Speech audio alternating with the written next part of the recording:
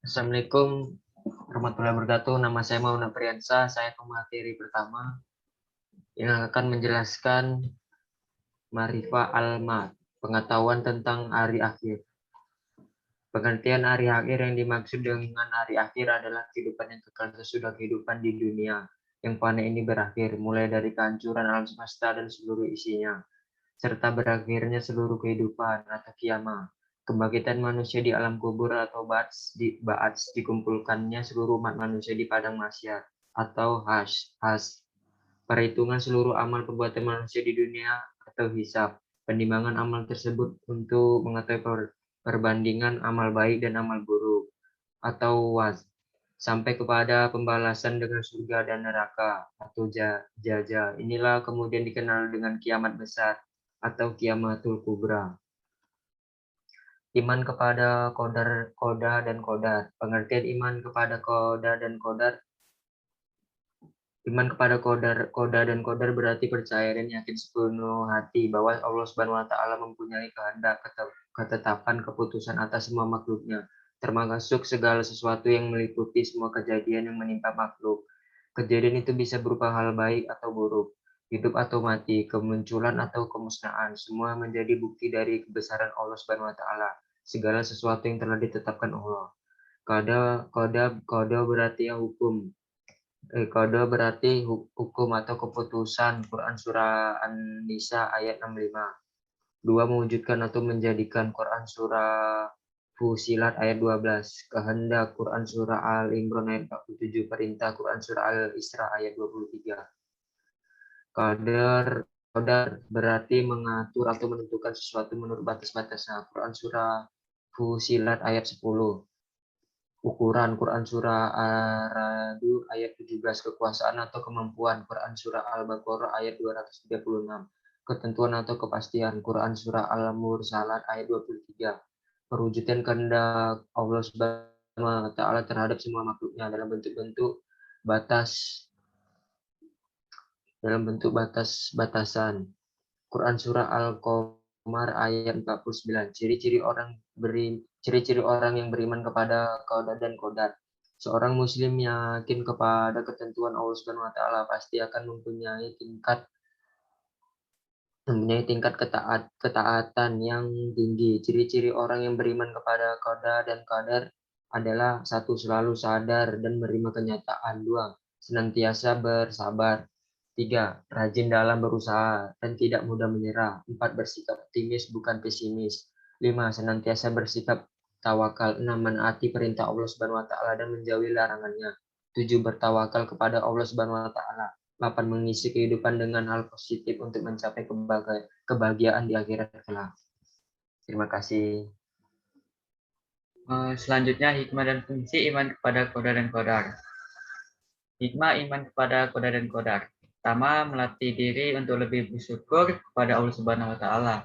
2. Mendekatkan diri kepada Allah Subhanahu wa taala. 3. Melatih seseorang menjadi orang yang giat berusaha dan tidak cepat putus asa. 4. Menghindarkan dari sifat sombong. 5. Menenangkan jiwa, membiasakan diri untuk bersabar dan bertawakal kepada Allah Subhanahu wa taala. Fungsi iman kepada qada dan qadar. Pertama, mendekatkan diri kepada Allah Subhanahu wa taala. Quran surah Al-Hadid ayat 22. Kedua, mendidik manusia untuk senantiasa berusaha, ikhtiar. Quran surah Ar-Ra'd ayat 11 dan An-Najm ayat 39 sampai 42. Ketiga, mendidik manusia untuk senantiasa sabar dan tawakal. Quran surah Al-Baqarah ayat 155 sampai 156 dan Ali Imran ayat 159. 4. Mendidik manusia untuk tidak bersikap sombong atau takabur. Quran surah Luqman ayat 18. Iman kepada hari akhir. Pengertian iman kepada hari akhir. Hari akhir menurut agama Islam adalah hari hancurnya semua alam semesta alam semesta ini beserta seluruh kehidupannya yang ada di dalamnya. Iman kepada hari akhir adalah kepercayaan dan meyakini bahwa seluruh alam termasuk dunia dan sisinya akan mengalami kehancuran. Iman kepada hari akhir atau hari kiamat merupakan rukun iman yang kelima dalam agama Islam. Di antara peristiwa penting yang terjadi pada hari akhir adalah kebangkitan manusia dari alam kubur. Dikumpulkannya manusia di padang mahsyar, perhitungan dan penimbangan serta pembalasan amal manusia dan adanya jalan yang dilalui manusia atau syirat untuk menuju ke arah surga atau neraka. Nama-nama hari akhir atau hari kiamat dan artinya. Yaumul Kiamah atau hari kiamat, Yaumul Mahsyar, hari berkumpul semua manusia. Yaumul Hisab, hari perhitungan amal manusia. Yaumul Zilzalah, hari kegempaan atau goncangan. Yaumul Waqiah, hari kejatuhan. Yaumul Qari'ah adalah hari keributan. Yaumul Ghasyiyah atau hari pembalasan. Yaumul Haqqah, hari kepastian.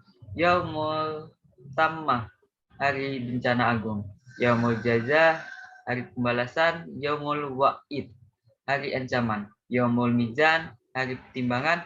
Yaumul Jami, hari pengumpulan. Yaumul Tagabun, hari terbentuknya segala kecurangan. Yaumul Ba'ats atau hari kebangkitan, Yaumul Din atau hari perhitungan, dan Yaumul Khulud, hari yang kekal.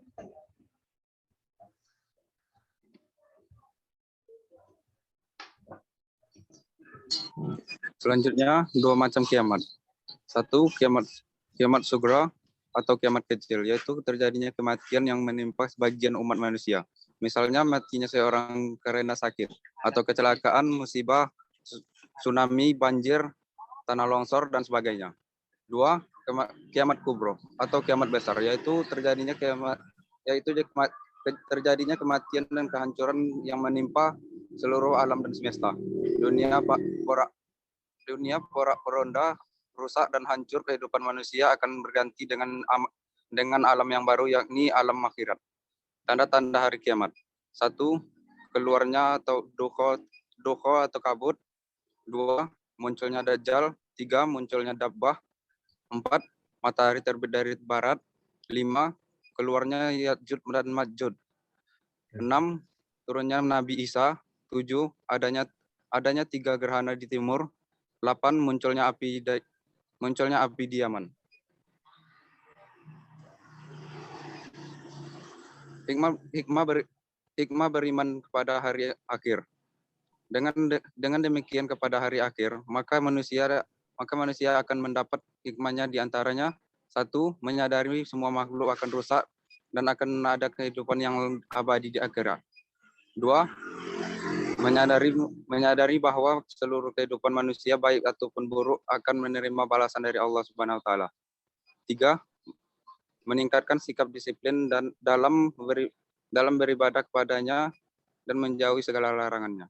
Empat, memberikan ketenangan dan ketentraman dengan kepasrahan dan kebebasan serta keyakinan bahwa sebagai dibalas dengan kenikmatan, dan kejahatan akan dibalas dengan azab. 5, mengendalikan diri agar tidak mudah terpengaruh dengan keindahan dunia dan lebih mengutamakan kepentingan akhirat.